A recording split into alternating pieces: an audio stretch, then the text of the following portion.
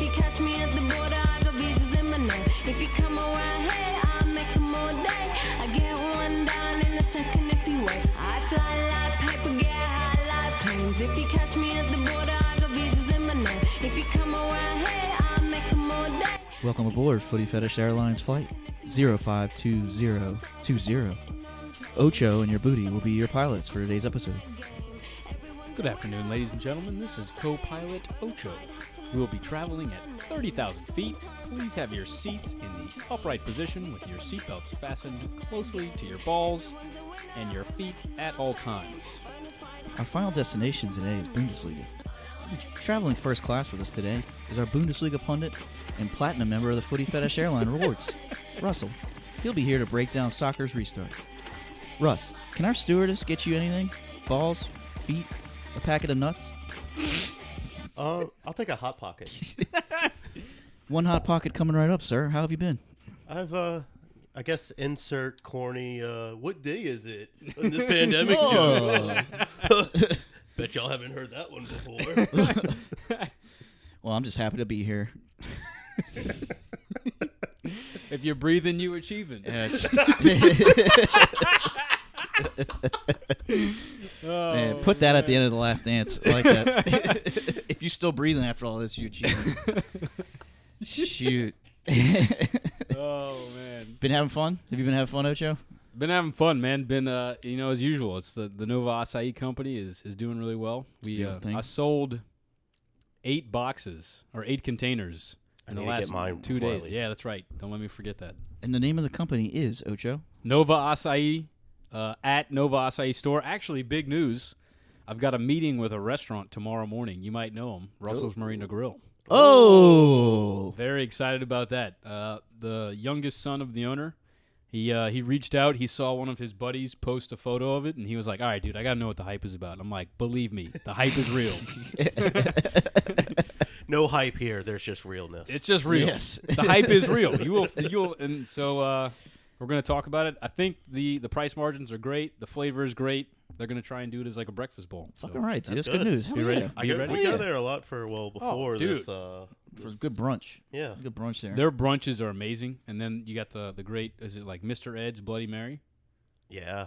Delicious. Yeah. Knock Delicious. one down. We used to go there for birthdays. Everybody's birthday, we'd go for Such a classic. breakfast. Have you seen Who's on the Wall in there? Oh, it's great. Dude, Rooney was there. I always, really? So, yeah. What? Yeah, dude. I just wait. I'll just like look around. I'm like, wow, I didn't know he was here. so What for the hell folks is he that doing Rooney, here? bro. Rooney was For there. the people that have never been there, there's an entrance way, and That's there's right. a Thank you, little waiting area. It's like a foyer. that separates, foyer leading into the rest of the restaurant.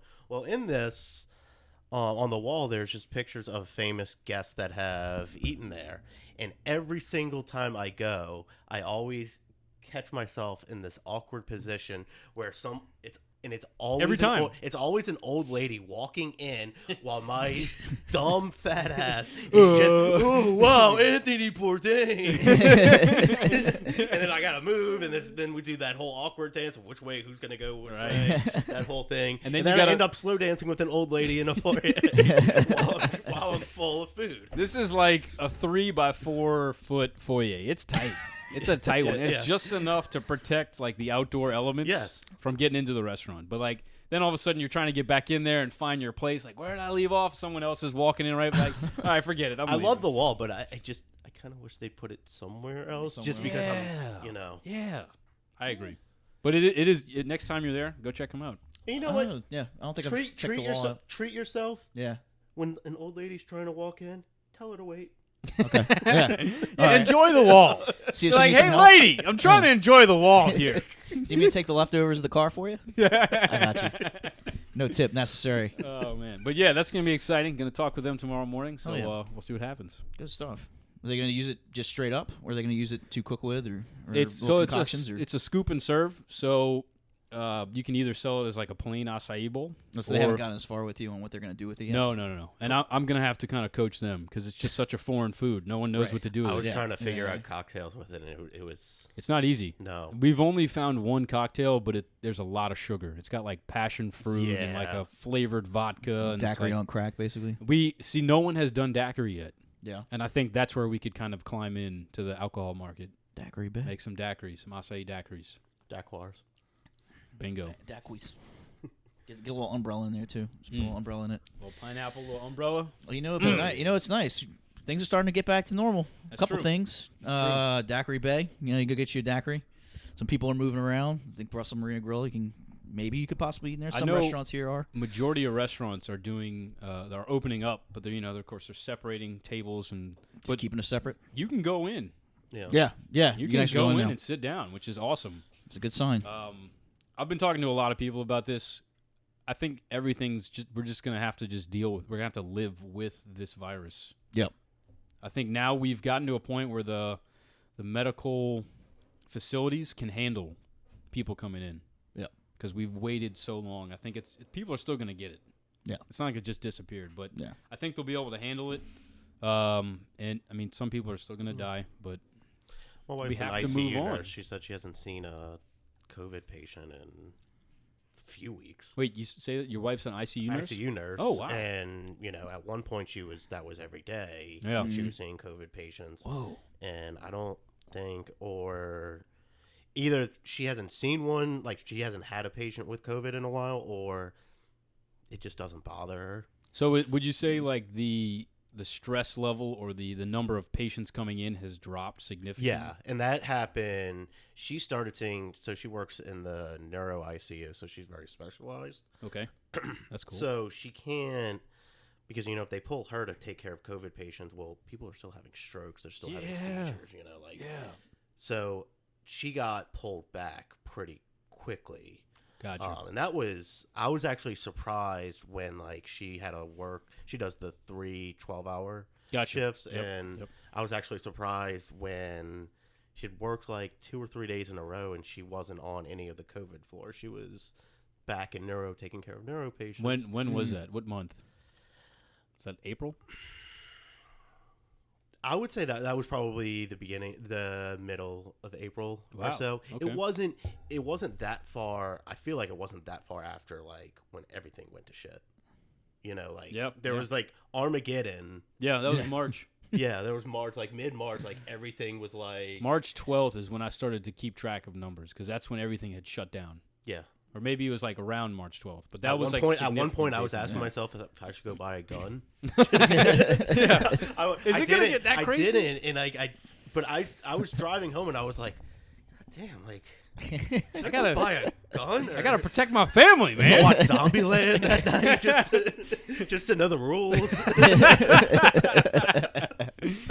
Oh, that's awesome. Yeah, I think I remember you telling me about everything that was going on, and I want to say it was around mid-April. But you know what? I can't remember. All the days are the same. What month is it? Am I right? Oh, man. Well, one thing's back. Did you know Corona's a beer? I thought if I drank it, I'd be okay. Corona, yes, please. Oh, man. Well, that being said, Corona's back. Everything's back. Bundesliga's back. Bundesliga's back, ladies and gentlemen. Finally, something is back to take me away from washing dishes every day. I don't know. That's what I've been doing all days. Shit. Yeah, I was saying the other day, I was like, man, Corona might be the funnest thing I've done in months. I don't know if I want to jinx myself, but shit. Honey, why weren't the dishes done? Babe, Corona. Hey, I drank 8 Coronas tonight here. That kind of Corona. Oh, man. Anyways, who wants to jump into some Bundesliga? I'm fucking ready. Let's do it. Let's do it, guys. Lots of weirdness from this weekend. Empty stands, no fans. You could hear the players speaking with one another almost, telling each other fuck off or go fuck off. That being said, what was the biggest takeaway from this weekend? Bundesliga pundit, let's go at you first. Sorry, I meant to slap you there. So just on paper, so last episode we discussed how the Bundesliga, amongst all of European leagues, they're the highest scoring league in Europe. They average around, I think, 2.92 goals per game. in this past weekend, they averaged 3 goals per game. 27 total out of 9 games. You do it's the impressive. Math. You do the math and have fun with that. If you look at just the individual matchups, there was the River Derby between Dortmund and Schalke that ended up being the most lopsided game of the weekend. But you never know. When you have a rivalry like that, if you're for our American folks here, these big rivalry games, you just don't know what's going to happen. As a Saints fan, I feel like no matter how good or bad the Saints and Falcons are, you're always nervous going into that game just because, those last teams, season. Yeah, those teams are built to beat each other. Yeah. They have it in mind when they're constructing a roster. It's like, well, who are you going to get to, counteract Sancho and Royce? So Dortmund looked very good there. So no surprise outcomes. I would say Leipzig drawing with Freiburg. Bit of a surprise, but I mean, at the end of the day, like, those things happen. Draws happen in regular soccer. True. There wasn't, Bayern didn't lose to Union Berlin. Right? Right. Now, as far as the actual product from the eye test, it did depress me a little bit watching Dortmund in that empty stadium without the yellow wall. Yeah, and that was one of my big takeaways, was just the lack of the energy. Usually you can kind of feel, we've talked about this, Booty, on previous episodes, where some games you can feel the energy through the TV. It just wasn't there, and you could kind of see it in the players as well. Dortmund, while they did win 4-0, that celebration Haaland gave was so, lackluster. Yeah. It was such a just like, Speaks volumes. He doesn't it? tried, but he just had to follow the rules with it. Yeah, I mean, he was joking around with the 6 feet social distancing, but that was my big takeaway. It was just a lack of fans. Just a punk kid, making coronavirus a joke.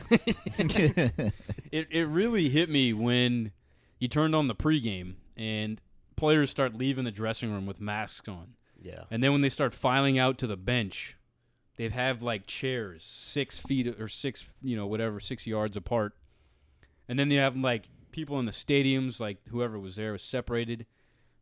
Coaches are wearing masks. Oh, man, that's when it was like, oh, wow. We're really trying to play soccer during a virus pandemic. Yeah. Augsburg, you heard about their manager? No. He stepped out the hotel to get some toothpaste. Apparently he walked down the street, get some toothpaste. That was against the rules. He had to miss the match. They quarantined him for 14 days. What a dumbass. Yeah. Wow. But those are just the rules, and like there's all those.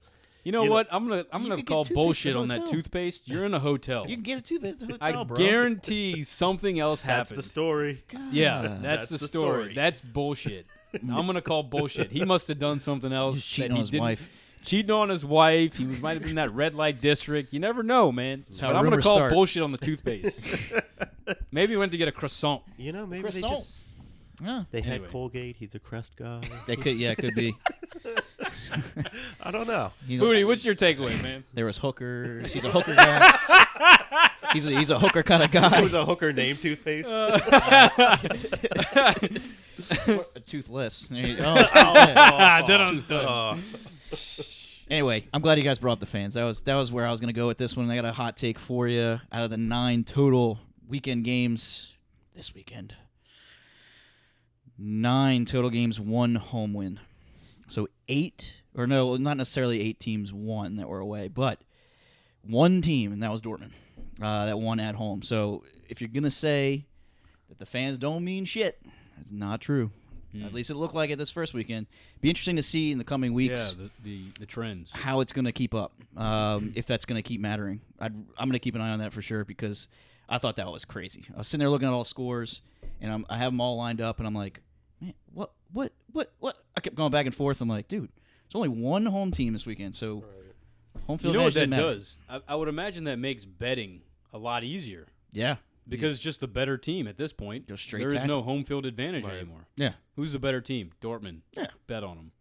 Actually, I don't know if we're going to go over this. We probably will, but I had bet for a draw for the Dortmund game. And that Friday, the Friday night before the game, a friend of mine was like, "Oh, I'm going to be betting on the game. Who do you got?" And I was like, "Oh, I think it'll be a draw." I'm really hoping he didn't take that advice. I'm hoping he just went on Dortmund there because that was very wrong. Just goes to show you. That's something else we brought up last time too.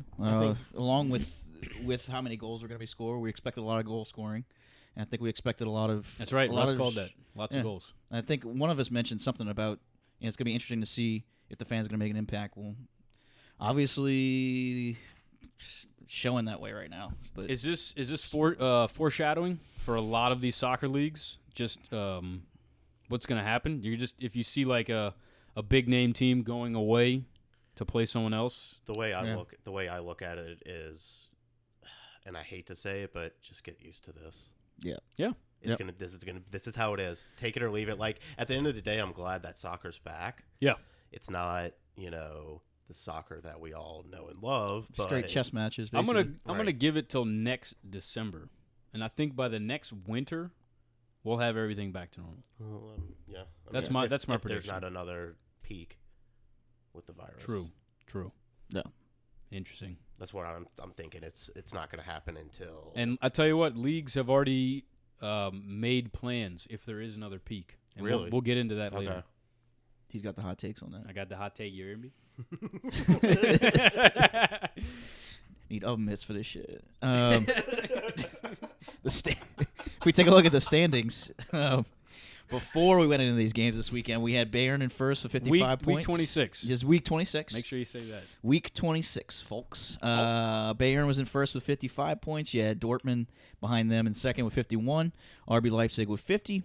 That Munchen Gladbach. They're munching up stuff. 49. Munching up that lead. Munching up stuff.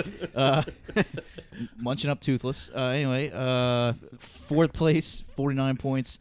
And then behind them was Bayern Leverkusen with 47. If we take a look at those standings after this weekend for week 26, they are the following. One little switch, one little tidbit of change here. Bayern still in first now with 58 points. Dortmund in second with 54. There is a flip-flop between Mönchengladbach is now in third place with 52.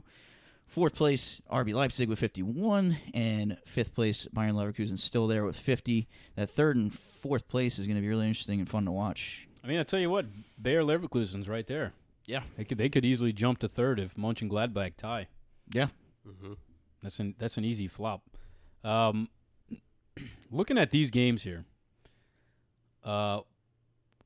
which one right off the bat were you like, you looked at it and you're like, they won, but I wasn't super impressed with how they won. The only team that didn't win here was Leipzig, and that was a draw. Russ, I'll pass it to you. Of those 5 teams, who do you think is going to be slipping or, I guess the better, who is rusty after Corona? I think, and this is, I don't know how much I believe this, but I think there is something there when we talked about last time how Timo Werner keeping on flirting with Klopp, and he's saying, he wants out, and you kind of starts questioning, like, how's the team chemistry around him with him wanting out. And they came out, they looked flat. They were down most of the game. They tied it up in, was it the 77th minute off of Poulsen. Timo Werner, according to WhoScored.com, was rated at a 7.3. Okay. But I think they just looked flat.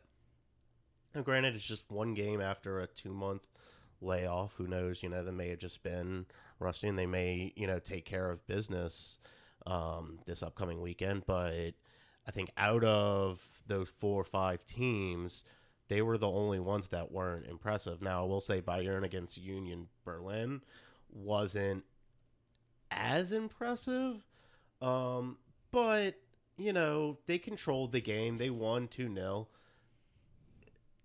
They did what they always do. Yeah. I mean, it's I think I would have, I guess you would expect more of like a 3-0, 4-0 win. But, they did what they do. I would have to agree. I think Leipzig shocked me the most. Yeah. They knocked out Tottenham. They were so hot. Everyone, they had all this hype behind them. And I think we all picked them to beat Freiburg and tie. And Freiburg almost won the game in the 88th minute.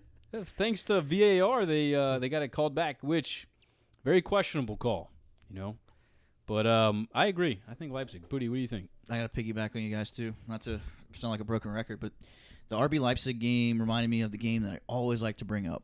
The fucking USA ladies versus Japan. How many shots they have? 20-something? Let's pull it up. RB Leipzig. Just shot after shot after shot after shot that they just couldn't finish. I tell you what. Could finish. Took them 80 minutes to finish. 80 minutes. 77 minutes. We'll call it 80. Yeah, we'll call it 80. When I did turn them on in the second half, because I watched the Dortmund game and then flipped over when it was 2-3-0. Yeah, start getting ugly. The desperation definitely flipped the switch for them, but Freiburg was able to hang in there. Yep. At the end of the game, about to say, which we didn't mention. They started to click very well, but they just couldn't put it in. They started to click, and the other thing we didn't mention, they're lucky to get away with a draw because there was a late Freiburg goal that was taken back by VAR that I'm still trying to figure out why it wasn't a goal. Y'all can go take a look, judge for yourself. An armpit hair was offsides, as we were saying earlier, so they called it back. But they were really freaking lucky to get out of there with a draw. Definitely. You think the ref was drinking Red Bull? Maybe, dude. He had some wings. Sponsored by Red Bull. He had some wings. You know what else that we were texting during that game is Sabitzer. Was not starting. He's on fire. He was on fire right when the season ended. Right when the season ended. Put him in. I think when he came in, things changed. And I mean, you look at it, he came in the 69th minute, they scored in the 77th. He did come on for Tyler Adams, which was tough day for Americans. Gio Reyna getting hurt right before. McKinney, I don't even want to talk about that. McKinney, I'm going to just say it now. He's on a bad team. He's a good player on a bad team. So you can only do so much. Actually, Booty and I talked about this. The Dortmund-Schalke game. Which we could jump into now if you want. Yeah, let's jump into this one. 4-0 win for Dortmund. Kind of, in my opinion, I mean, I expect them to beat them, but I got this one wrong, by the way. Booty and Russ picked both picked Dortmund to win. I picked a draw. So that's true. I almost gave him Schalke. He gave me Chelsea.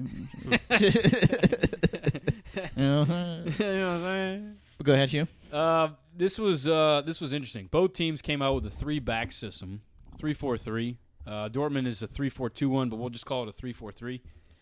And McKinney seemed to have just been left on an island by himself to help build out the back.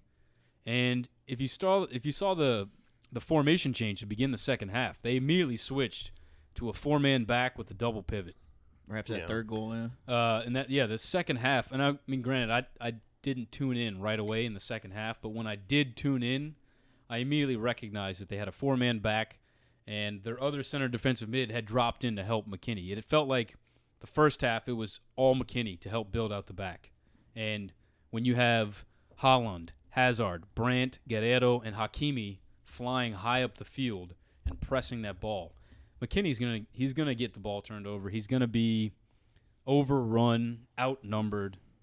So you got to give credit to Lucien Favre there. Brandt looked, great. Yeah, Looked great. I mean, they all did. The front, if we look at their front three, with an average of 8.7, 8.6, 8.3, Brandt had the 8.7 with 2 assists.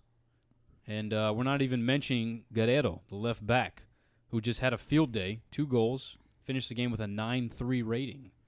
Not to take anything away from the Dortmund players, it was Schalke, but this is what you expected, I think, if you're a Dortmund fan, right? Would you say that's true? Well, and this is the game that they needed to actually win. A lot of times they play down to their opponent, and it's kind of nice to we should win. But damn, it's a rivalry. Don't get your hopes up. Yeah, and it keeps them right in the race with Bayern. Yeah. It's 4 points, and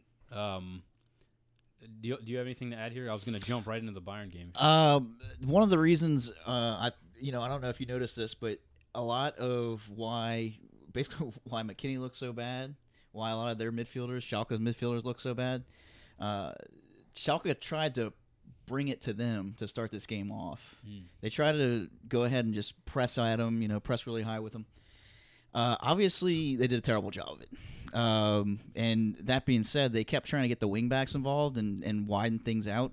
But Dortmund did such a great job. And this is a reason why Brandt looks so great as well, is because every time they would create this space and they would press forward, Schalke, it forced McKinney to make a decision. Okay, do I want to stick with my man? Do I want to stay with my man tight? Or do I want to drop back a little bit, help the center backs? Well, a lot of the times he got caught having to make that decision to keep tight. When he would keep tight with that guy, space behind him for days, middle of the field. So that's why you saw Hazard. That's why you saw Brandt just have all day to do whatever they wanted. And by the time they got to that final third, and it was just them on the center backs and the backs in general, there were so many one-on-one matchups. That's why you saw that first goal from Holland. I mean, Dortmund just did an exceptional job of taking advantage of that space and creating the one-on-one matchups, which basically stemmed from those midfielders having to make a decision, and they kept making the wrong decisions. Good point. That's a good point. In a 3-back system, the weakness is on the outside backs because your 3 backs have to cover the entire width of the field. Spread out. Yep. And with a player like Holland, you're going to get a little bit tighter to keep more cover on him. Yep. And that's exactly what happened. They fed the ball down, the Hazard down the right wing. Tons of time and space. It wound up pulling another defender out wide to go and cover him. It left Holland one-on-one in the box. That's what I was impressed. It could have been worse if Gio Reyna they had another would have started over Hazard. It was Hazard that came in for I think Gio, so. right? Yeah. I believe so. And Dude, Gio Sancho. If they would have had Witzel and Kahn. John. Yeah, that would have been fun. Kahn. Which, by the way, folks, Gio, baby Jesus, he got hurt before the game, unfortunately. Do we know when he's... Do you know? He's day to day. Is it muscle? That's what they. Yeah, it could be. If they don't want to release, they just say muscle. Yeah, That's fine. Could be his muscle. Royce is probably out for the year. He has complications with his foot. Yeah. But yeah, I mean, I was just impressed at how Everyone else is day to day. They're expecting. Man, look at Gio shaved his head. Damn. Do you see Sancho's beard? Yeah, that was awesome. Oh, looks like a grown man now. No more ice cream parties for Sancho. Damn, is the USA planning on having a game soon? We should know this. Sorry, folks. Title of the headline: USA prospect Gio Reyna injured when set for first start. Oh, never mind. For Dortmund. Okay, misread that one. Oh, hello. But yeah, so good for Dortmund. Got the 3 points. They're continuing their. They didn't lose points to Bayern. Right. And Bayern, expectedly, we're going to shift to them. They got their win. 2-0 at home. Oh, sorry, away. 2-0 away. This goes into what you were saying, Booty, about that home field advantage not really being able to play a part in this. Yep. They played their best players. They had everybody healthy. It's really interesting to see. I like how Alaba is starting to transition to a center back, allowing Davies to play left back. That's really cool for me. Because if Davies gets caught up too high, you've got this double pivot in the middle to drop in, and then you say, Alaba, go play where you usually played. Let's say Davies flies up the left wing. Alaba can come into the left back position, and Thiago or Kimmich can drop into the center backs. Or even Pavard. Pavard's a center back, so you have Boateng slide over, Pavard slide over, and then Kimmich can go out to the right back. You've got all these options There's for so covering. much talent and experience on this team. They looked really. I thought they looked good in possession. They looked like they were in control. They just held the ball and found their moments, picked them right, let Davies exploit this left back. I mean, Union Berlin was playing a 3-back system as well.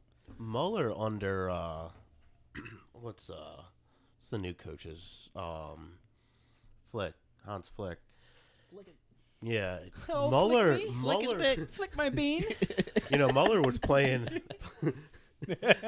Muller was playing Shout out for that Bond villain before. I've already forgotten his name, but he wasn't playing well, and then Mr. Flick comes in, and Muller looked good on Sunday. Yeah, I mean, you got Groetzka in the middle, which I thought he did not play well. Personally, they were feeding him balls, and some of the touches that he took, I thought were a little out of control. I do like how they put him there because he is a center mid, but he looked rusty to me. And looking at his overall grade, he had the lowest grade on the field of the starters. And interestingly enough, actually Lewandowski's got 6'9", but he scored a goal, so it doesn't matter what you get. He got the goal. Yeah. And Lewandowski, I think, got a low grade just because he didn't receive the ball much. No. There's a penalty too, I think, the goal. So I don't think they're giving him too much love for that either. And typically with a 3-back system, if the 3-back system decides to set in, you've now pinched 3 backs inside. And I feel like Union Berlin did sit back, and at times had a 5-man back line. Right. So you've now got 3 center defenders covering Lewandowski, which is not easy. You're not going to be able to do a lot, and it should leave Goretzka with plenty of space, and he didn't really exploit it. And then they with his poor performance, they subbed on Kingsley Coman. I believe Mueller subbed in at center attacking mid, and Kingsley Coman. I was going to ask you, can Coman play that? The 10? Yeah. I don't know. I think you'd want him to play in space. Right. I mean, we can do a quick check here. Let's see where his touches. Yeah, his touches were on the right wing. So he came in and probably played on the right. If we look at Mueller started on the right. I can't tell you who subbed in as a center attacking mid for Goretzka. Very interesting. But typical, Bayern getting their 2-0 win. Great to see them keeping on top. I personally like Bayern and Dortmund, so I like to see both of them play. Yeah. Bayern's, like you said, Russ, Bayern's always got great talent. Yeah. It's just they're fun to watch. And Gnabry on the left, we forgot about him. Gnabry and Davies together was electric. Yeah. That was awesome. That whole left side. Fuck. I mean, Alaba, Thiago, Davies, Gnabry. And then you got Lewandowski who decides to drift over. That's a train wreck, man. Whenever we talk about those two, man, I have the flashbacks, like PTSD of them just absolutely just destroying Chelsea. And they didn't do anything different. It's just them two all day, back and forth, just opening it up. When you look at this lineup, you have, like, flair and then technique. Yeah. And discipline. Yeah. Yeah. Except for Boateng. Well. Yeah. We got to give him credit, man. He won a World Cup. He did. So. Well. Flick is big. Yeah. Fucking play striker. I tell you what, though, Goretzka is really concerning for me if I'm Bayern, because he's not. I don't think he is your 10. I don't. Wait, say what? Coutinho? Yeah. Where the hell was he? He's not even on the bench. Is the damn? Is the loan over? We're gonna look this up. That's very shocking. I know he was in the news and like he. I think the loan's coming to an end, isn't it? Oh shit! He was on loan, wasn't Yeah. he? Interesting. So that might be done. You know what? He is. It says his future is undecided. He's still at. Dude, that's another one to add to the list at the end of the episode. It's technically at Barcelona. Coutinho. Yeah, because they won a 120 mil, and Bayern's like, why would we? It's like, y'all have Corona, go to sleep. Corona has fucked with your head. So I tell you what, man. Stop drinking so many Coronas. When he first sodas. When he came into Bayern, was it the same? Was it Flick? Was Flick there? No. Okay, so interesting. When They had he a new came there, guy come in this year, right? Yeah, Flick I came think in this so. year, Flick, earlier this year. like beginning of the year. Yeah, that's that was. So because he started beefing with Muller, and it's like out of all people, you're gonna come on. You're gonna beef with the guy with the most attention on him, right? Which I'm glad to see him look like himself again. He's looking like himself. They just extended him until 2023, I think. Beautiful, it's a great idea. Beautiful. Yeah. So this is interesting. They don't have a 10 right now. They don't have like a legitimate 10 at Bayern. At least I don't think so. I mean, Mueller is your best case, but he can technically play anywhere. So I wouldn't say that like he's your Champions League winning 10. I don't know if I would want Muller at my 10 anyway. He's played it. We've seen him do it. He's played it. We've seen him do it. I like him on that right wing. I feel like he played there for Chelsea, against Chelsea. I want to say he played there against Chelsea. He's very versatile. He can play any of those 4 positions. Right wing, center forward, left wing, center attacking mid. I like him at that right wing. Yeah, because it gives him space. Right. It allows him a little bit of freedom to float. Right. Mueller did play the There center you go. attacking mid Good against call. Chelsea, which is interesting because they dominated that game. Yeah. And Mueller's got technique. We know this. Yeah. He's technically gifted. I mean, honestly, he's out of all, as good as Bayern is, he's probably the smartest player on that field. The Space Invader. Yeah. How do you say it in German? Oh. We'll get back to that. Think on it. That's Think on not, that's it. like not Raud- on my Duolingo. Raudmüller. I feel like it's like Raudmüller.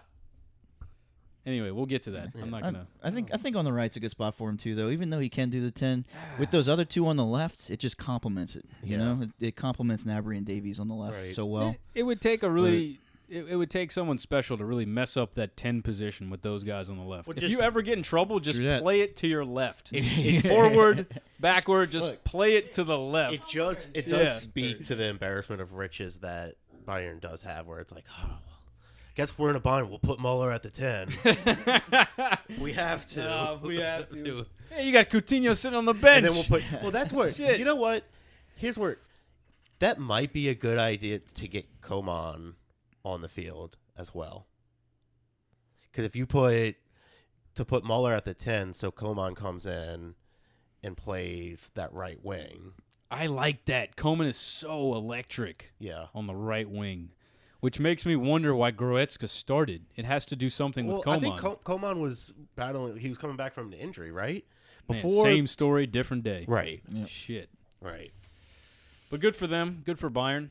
Yeah, congratulations, Bayern. You sound a little salty there, Russ. So moving forward, the final 2 games that kind of had some significance here were Werder Bremen versus Leverkusen, and oddly enough, Leverkusen won the game 4-1, but oddly enough, Kai Havertz played as a 9. Free Kai. Free Kai Havertz. This was shocking to me. I can't even begin to wrap my head around it. He looked like a tall player, and watching the highlights, Werder Bremen looked extremely weak in the air. His first goal was a header. I think he is a tall. He's a taller guy, yeah. I mean, it was obvious on the field, like when his teammates came up to him to like congratulate him, like, "Damn, that's a big dude." I think he's 6'3". So that was really cool to see him play as a 9, because that shows his versatility. Let's say you want to have him as a false 9. Well, he can play it. Yeah. If you want to have him as a 10 and have him kind of rotate with the 9. 1.89 centimeters. Yeah, he's well over 6 feet. So probably 6'2", 6'3", like you said. That's Tall mother father. I didn't know he was that tall. That just makes him a. Kind of looks like Screech. He kind of looks. He does kind of look like He looks like a hood Screech. A Wayne D. Yeah. Ah, shit, son.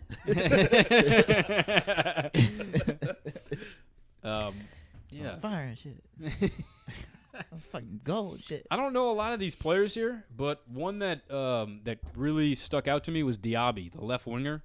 He was having his way on that wing, and I think he was on the right wing at some times. I believe he crossed the ball in for the first goal on the right wing, just a dime of a ball to Havertz. But he is a very special player. Russ, have you seen any of these Leverkusen players play? Do you know anything about them? I haven't seen them that much. I do know that they do have they're good and they're hot right now. Even before the, That's right. I mean, they're in contention. Like they were really catching on. Now Werder Bremen's at the bottom of the table. They're in danger of getting relegated. That's right. 17th place. Yeah. Not, hate to see it. Yeah, so Expected Leverkusen, win, right? Leverkusen, I'll say this about Leverkusen. They're worth putting on. Like if they're playing someone, they're worth putting on and Excellent. just seeing. Love that. Okay. They have a few players that are good. I mean, the best player on the field, even with Kai Havertz scoring 2 goals, was their center defensive mid with a goal and an assist. I've never heard of this guy. Demirbay?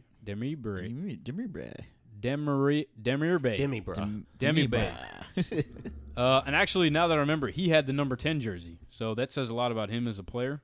Just having the number 10 jersey. He looks like he plays CDM, center mid, and maybe a little bit of forward.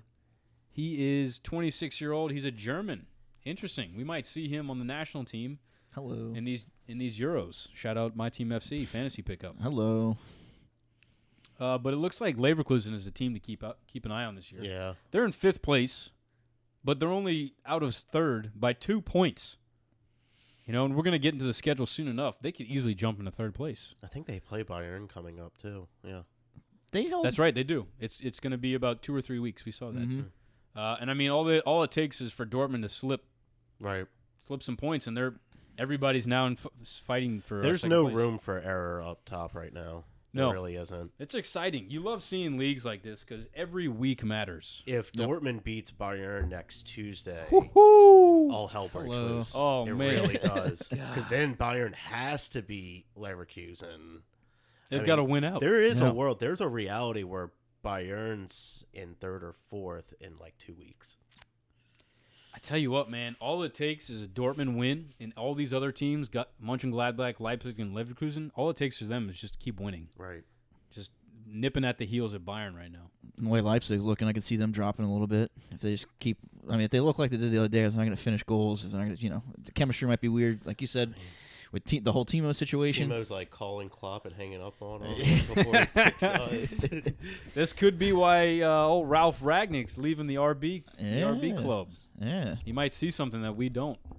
That's interesting. This is I never thought I would be this in the Bundesliga, but here we are. Yeah. Top 5. What happens when nothing else is going on? That top 5 is interesting as hell. Yeah. I mean, it really is. Yeah, it really is. And just after that, actually, and Bundesliga right now has a lot more star power than they usually do outside of Dortmund and Bayern. So no, I'll give Leverkusen props too because I watched them play a good bit because they were in the same group as Juve for Champions League. So I watched them a couple times, and there was one game in particular that they hung in there with them all the way until like the 80th minute. They were hanging. Person impressed me most was Havertz, of course, but they play hard. They do. They hung in. I want to say Juve ended up winning, but they got like 2 late Dybala goals. It was Dybala and Higuain or something like that, like really, really late.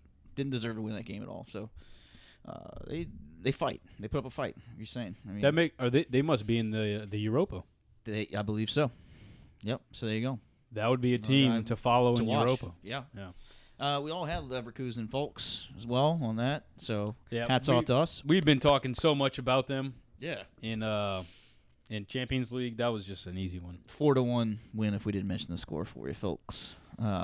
We all had Bayern too. As a matter of fact, the only one we got wrong was let's see. Leipzig. Speaking of and Havertz is doing the same thing that Timo's doing. Yeah, basically. Yeah. What? Where he's like out of his camp, it's like he's a perfect fit for Liverpool, and he's Liverpool's German too, like, right? yeah, German too? and Liverpool's like, we don't know what you're talking about. We're not interested. Mm-hmm. But yeah, it's just interesting that all the young German players want to go play for Klopp, and Klopp's like, guys, I'm good. Yeah, I really would love to have all of y'all, but I just I'm just the coach. I'm just the coach, man. I just looked up his value. Even during the pandemic, he's worth, we're going to just say 90 mil, 89.1. We're just going to round up your for boy you. looks like he's about to star in a Disney show. It's called Free Kai Havertz.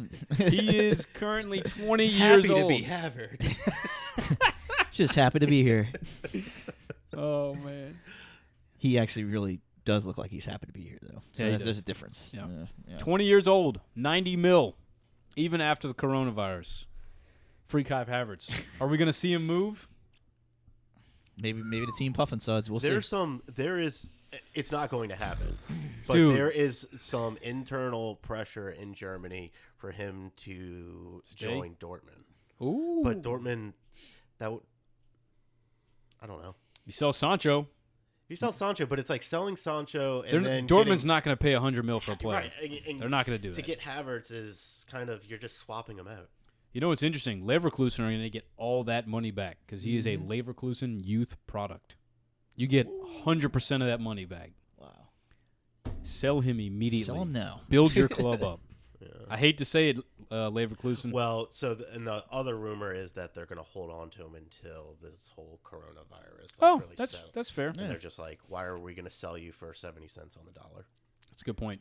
Keep scoring goals. If they don't need to, don't do it. Especially if you're going to make 100% profit. Like, max out on that. Max out. 100. I agree. His value isn't going down anytime unless he has his leg amputated. Right. I hope that doesn't happen for the record. Russ did not say that he hopes his leg gets amputated. Just said if. Hypothetically speaking, anything's possible. Look, just for the record, I don't want to see anyone's legs amputated. That's right. That's right. That's right. That's right. Well, Booty, did you? I missed this. Did you go through all the picks? Did we get? I'll run through them real quick. I think I interrupted you. No, you're Michael, good. I'm sorry. You're here to interrupt me. That's what the point is. Real quick, let me say something. Yeah. No, I'm just kidding. Go flick your big.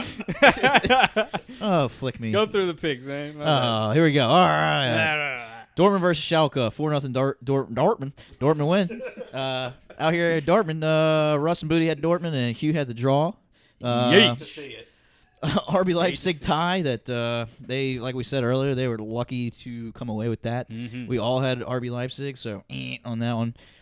Frankfurt and Mönchengladbach, Hugh and Ocho and I had Munchers. Hell yeah. Russ at Frankfurt. Wasn't feeling the munching. Just wasn't feeling it. It's okay. It's all right. It's all right. Sometimes you just got to get munchy.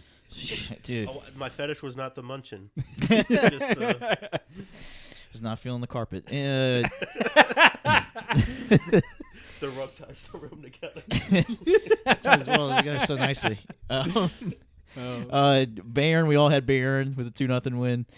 Bayern. Werder Bremen and Leverkusen, we all had Leverkusen with the 4-1 win. That being said, let's look at some upcoming fixtures for next weekend.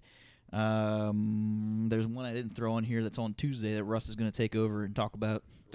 He's going to talk about it real nice. Talk about it. He's going to talk, tell you what, it's going to get real quick when he starts talking about it. Now, first and foremost, on Saturday, May 24th, we got Bayern and 23rd. 23rd, Bayern and Frankfurt. We got Wolfsburg and Dortmund. We got Mönchengladbach and Leverkusen. Whew. On your Saturday, we got... It's going to be a fun... Look, let me get those times in. 8:30. Go ahead. Dortmund and Leverkusen, not playing each other, but Dortmund and Leverkusen games at 8:30, 11:30 Bayern. Go ahead. And once again, folks, we're running through the top 5. So these are mostly teams that have a big impact on that top 5 that we already mentioned. The game to look at on Sunday, that's going to be... Is it Mans? Yes. Mans. Mainz. Yeah, you got it. German. Mainz. Mines. Is that yours? No, it's Mainz. Mines. I was about to make the same joke. Oh my god! Oh my god, dude! What day is What it? day is it? They're going to be going against RB Leipzig, God. folks. So it'll be interesting to see if RB Leipzig can jump back to the form that we saw them before this break. That's going to be at 8:30 a.m. on Sunday the 20th. If you feel like waking up at 6:30 a.m. on Sunday, you can watch Schalke. If you're having trouble going back to sleep. If they thought that no one was going to watch it in the stadium, no one's definitely going to watch it on the TV. If you got problems falling asleep like I do, I might tune in to Schalke and might put me right back you to wake sleep. up, you're like, I need to go back to bed. Let me Watch turn on the Schalke. Schalke game. Sheesh. Actually, I would love to see McKinney because he might actually shine against Augsburg. So. Yeah, they got to stop asking so much of them, dude. I agree. You know, what disappointed me was his quote after the game, where he was Yeah, saying go into something that. about, You'd say- like, Yeah. he said something along the like, "Oh, this just didn't feel like soccer," and it's like, even if Excuse. even an if excuse. Even if that's what you think, you don't say that after you got beat 4-0. No, guess what? Get used to it, motherfucker, because it's going to happen. It's going to be Looking the for the situation quote. is for a while. I don't see it. Oh, interesting. His next goal is to go to Premier England. League. Yeah. Good for Saw him. that. He could hang in the Premier League. Mine Yeah. too, bro. I really miss making slide tackles. I'm just looking at random quotes here. Oh, this was 2 weeks ago during the pandemic. All right, that was a good quote. I like that. I can dig it. How many side tackles did he have on? I don't know, but he was Interesting, making yeah. tackles. Yeah. He was making a bunch of tackles. So we got four pretty solid games going on this weekend. They got another game we should mention. Russ. On Tuesday, Why don't Russ. you go into a certain game on Tuesday? Tuesday, there's Dortmund plays against Bayern at 11:30 a.m. on Tuesday. The Der Klassiker that always tends to get my anxiety through the roof. Yeah, you sound like you're a little nervous for this game, I Russ. hate. I'm like, Dortmund Bayern, let's go, baby! Woo! Man, if I'm up, I'm going to do that. Yeah. You know, as we were just saying, if Dortmund beats Bayern, all hell breaks loose. It sounds like Dortmund's going to be fully healthy, other than Marco Reus, who looks like he's going to miss the rest of the season with that foot injury. They've got players. I personally, I don't. We were talking about this. We were talking Yes. about Royce, how he fits in. I'm not saying that he doesn't fit in, but while I watch Dortmund, and especially Saturday, I look at it and I'm like, that counterattack is rough to deal with. And I'm just thinking where you have Haaland, as goofy as his ass looks running down the field. T-Rex arms. He does this thing. He'll learn. He He'll learn. runs like an action figure, but he's fast. Yep, he'll learn. He'll be faster. But you see players like that, and they're just hauling, especially when Sancho's in. And Let's when talk Gio about Reyna- the 5 players they potentially have running at Bayern. All right, left wing Guerrero just killed it against Schalke. All right. Well, left wing would be Sancho. I'm sorry. I'm talking Guerrero about left back. wing back. Yeah. Apologies. Left wing back. Well, okay. So let's talk about this. Left wing back for sure, Guerrero. Mm-hmm. Right wing back, Hakimi. blazing speed from both of them. Mm-hmm. And then up top, your front 3, right? Because it's a 3-4-3. Mm-hmm. You're gonna have some combination of Haaland, Sancho, and pick a card. I don't know. Gio Reyna. If Witzel right? and Chan are healthy, Julian Brandt will probably be somewhere up there. Right. too. It could be Julian Brandt. It could be Gio Reyna. Mm-hmm. I would put my money on Brandt just to have someone more central to kind of dictate the pace. I think Brandt deserves a start. Yeah, he absolutely. He deserves that, and I like the idea of Reyna coming in as that super in the sub for sure. 65th minute. Especially because he's injured Yeah. right now, so he's not going to be fully fit. Now Bayern. Let's talk about who's going to counter for Bayern. If we look at their current roster, the only thing I would switch would be Muller, center attacking mid, Coman on the right. So Coman is going to be going against the left side That's for a Dortmund. lot of speed going after each other. Shitload of speed. God And then damn. who's the right back? Pavard. Pavard might be caught out of place every once in a while. Let's look on the left side for Bayern. So we know Davies will be out of Davies. place. Yeah. Davies, Gnabry, they're going to be flying all over the place. So they're going to be going up against the right wing back, Hakimi. Oh, Man. It's going to be fun. Just got chills, So ladies if and you don't like gentlemen. Bundesliga, how do you not like this? Yeah, I like that. This is a Champions League game if we've ever seen one. Yeah. This is like the highest level of soccer. If TV and media don't hype this game up, shame on them. Because granted, it's on a Tuesday at 11:30 a.m. Central Standard Time in Come the on, U.S. everybody. Even if you are working, But- you're working from home. So. I tell you what, I'm going to be tuned in. I'm going to Yeah. find some way to tune in Yeah. while I'm at work, whether I have to clock out and watch the game or just leave it on mute. I hope because it's a Tuesday, I hope Fox doesn't folk this up. Don't fuck it up, Fox. I Well, just they might not have anything else on anyway. it doesn't. It's Tuesday program. They got to. No, they know better. They know better. Play their Judge Oh, wait a minute. Judy It's on Homer Simpson Fox? Like, No, No. it's like Fox real Sports. Fox? Fox Sports, but Fox you know, Sports Go. Oh. They'll put on something stupid. If they were smart, they'd put it on during the day on Channel 8, Fox. Homer Simpson Fox. Like Homer real- Simpson yeah. Fox, real yeah. Fox. Yeah. By the way, Disney just bought Simpsons. So Disney, Oh, Disney I know. Fox. Yeah. I got the Disney Plus. So yeah. I grew up on The Simpsons. My kids are growing up on The Same, Simpsons. dude. Yep. Dude, It's all over Man, Disney Plus. So many great life lessons in Simpsons. I get my sense of humor from The Simpsons. Really? There's so many times where I think of something and I'm like, oh wait, that's from The Simpsons. For me, it was Simpsons, Fresh Prince of Bel-Air, Seinfeld. Those are my 3 childhood TV. Yeah. Anyway. Not bad ones. No. But going back, let's not get sidetracked. Going back in this Dortmund Bayern game, this is going to be pinnacle of soccer. Like, just it doesn't get any better than this. This, for me, is a Real, Barcelona. This is a Chelsea, Man U, Man City, whatever rivalry you want to bring into the EPL.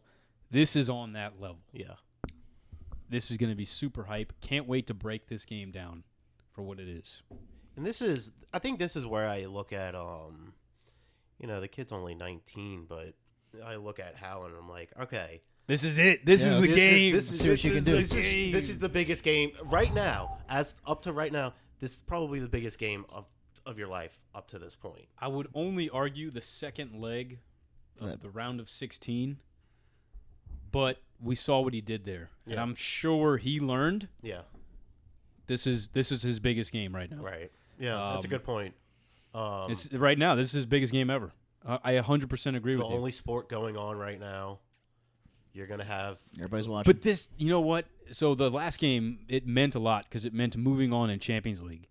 This game is a difference between if Dortmund get 3 points. I think they're 5 points ahead right now. Dortmund are 4 points ahead. This is a difference between a 7-point gap and a 1-point gap. Yeah. This has massive ramifications. Well, no, because Gladbach plays Leverkusen on Saturday. How does that have to do with? So if you, I guess you're still right. Yeah, but it's still just Dortmund Bayern. Yeah, like they're still, and then with Bayern playing Leverkusen, like are you saying this table can look completely different? Oh yeah, I'm not looking at the third, fourth, and fifth. Right now, it's just 1 and 2. Right. Okay. Because okay, like you're saying, if Mönchengladbach win, they're right in it. Yeah. But it's all about for Dortmund. Dortmund's not worried about second, third, and fourth. They're trying to get to first. Yeah. All these other teams, Mönchengladbach may have a chance to get in second, possibly first, but this is Dortmund's opportunity to just get that much closer to first place. This has so much ramifications, to use that word again. This is so much on the line for Dortmund. They have to win this game. What's even crazier is if Bayern and Dortmund tie and Leverkusen beats Gladbach, which is very real. That's a very real 100%. possibility. Then you'd have 100%. 59, 55, and... Sorry. 59, 55. You said Gladbach or Leverkusen win? Yeah, so we would have to see if Leipzig won. But, there's so many ways where this is just a... You know what this does also? If Dortmund beats Bayern, this also allows every other team in contention an opportunity to get on King of the Hill. Because it takes 3 points away from Bayern. Right. Like that. Or if Leverkusen beats Gladbach and Bayern beats Dortmund, Bayern basically gets the title. They're ahead. They're very significant. And they can't fuck up from then on. Right. You can't, no ties, can't lose. Right. And if you got Leverkusen, Leipzig, and Mönchengladbach, if they decide to fall points to any of those guys, Bayern are just going to swoop in. And then you look at goals scored between Bayern and Dortmund, 75, 72. And there's a pretty, Leipzig's up there at 63. But Goal differential, though, is what you need to look at. No, that's what I'm saying. But, I'm just saying goals scored. These two teams put the ball in the net. Oh, yeah. And So... But they both are pretty even for balls in the net. Mm-hmm. How many balls out of the net? And this is where it looks like Dortmund needs some help. And I'm hoping they had a rough when they switched to that 3-man back. Yeah, I feel like that helped a lot. Even against PSG, Emre Can. Yeah, Can I think has made the difference because it's helped take some pressure off of Witsel. Yeah, it allows Witsel to go forward. Can drops back, or it allows Can to go forward. And Witsel drops so back. much aggressiveness that they've been lacking. I loved how they were tossing Neymar around. I love Neymar. Probably more than anyone on the field. He's one of my favorite players. But I loved seeing Dortmund bring that kind of just nasty, we're coming at you, Neymar. Right. Your strength is beautiful soccer. You rely on not being fouled. We're going to foul you. Yeah. And they got in his face. Yeah. It didn't work, though. It didn't. But, it definitely... It had potential. If you're going to lose a fight, you might as well lose without backing with some down. dignity. Yeah, fucking swing. Yeah. Falcon swing at him. Falcon swing, baby. Hit him in the Falcon face. So, are we doing predictions now or later? Yeah, let's do them now. Let's do them now. Yeah, absolutely. All right, so Saturday, Bayern, Frankfurt. I think we all say Bayern, right? You probably do all Bayern. Yeah. Wolfsburg Dortmund. Wolfsburg's in 17th place. Empire. Everybody. This next one, Mönchengladbach, Leverkusen. Whew. I don't know enough about either of them. I'm just all about Kai Havertz. By Dortmund. They both looked good this past weekend too. I don't know anything about Gladbach scored 2 goals in the first 10 minutes. Whoa. Yeah. That's real. Like, I think the first goal was 30 seconds into the game. That's impressive. Um, That's really impressive. Gladbach came to play this weekend. Yeah, we forget they were in first Yeah, to start the year for a while. For a while. shit. Yeah. Uh-huh. I forgot about They that. hit a little, and actually they might benefit from this pandemic because they were on a little decline when this pandemic hit, and that kind of, Damn, Russ is spot on. First minute, 7th minute, 2-0. All right, who are their players? What's that guy's name? Can't read it. Playa. He's I wonder if he's a player. He's a player. He's a player on the field. He's a soccer player. Oh, shit. Oh, man. Gotta love puns. Who's this guy? Hoffman? I tell you what, I'm still going to go Leverkusen. Free Kai Havertz. Mark me down, Boot. All right. Boots. Let's see. Falcon Leverkusen. Russ or Booty. Somebody step in here. Russell, you still thinking? You look like you're thinking. I'm gonna go Leverkusen. Yeah. I think Leverkusen has a lot of young talent. Beyond Havertz. Yeah, but I don't know. I think it's gonna be a tight one though. Booty, you going to drop draws? I like tight ones. That's why I'm gonna drop my draws. Dropping. Are you going for a draw? Yeah, I agree. I think it's gonna be super. Wow. That is Super, really close. super. Whoa! I got thrown a curveball there. We just learned the name. Oh, and look at the logo of their team, by the way. Mm-hmm. Are you serious? The name of the coach for Eintracht Frankfurt is Adolf Hutter. I got to be honest. I feel like they just used the T at the end, just maybe like crossed it over, maybe add an extra line. That could easily be Hitler. Adolf Hitler as your coach for Eintracht Frankfurt. If I shake the screen and asked you to say that guy's name, you'd be like, that's Adolf Hitler. 100%. Yeah. It makes you wonder if they intentionally misspelled Tough it. look. That's a tough That's look. a tough look. And then the Yeah. logo for the Eintracht Frankfurt is reminiscent of You know some- what? Mom and dad of Adolf Hitler. Fuck off. Fuck off. Oh, just mom and dads in general name their son Adolf. Yeah. Like what the? Adidas, man. Same Adolf. They So called him weird. Addy. So weird, Addy. You gotta wonder man. if anyone in Germany names their kid Adolf anymore. Dude, I know my mom in high school dated someone named Adolf, and she used to be like, "Oh, Adolf." I'd be like, "What the fuck is wrong with you? You dated a guy named Adolf?" It's not his fault, though. It's not, but It's not his fucking fault. how do you have a gotta conversation go- with this yeah, dude? hey, You're a grown ass man. You got to go with another name. How do you have I'm sex gonna with go this with dude? Addy. Yeah. How do Call you have, me Addy. How do you have sex with that guy? You have a middle name? Right? Go by middle name. There's ways around. There's these ways things. around this. Yeah. Sorry, we got off track there.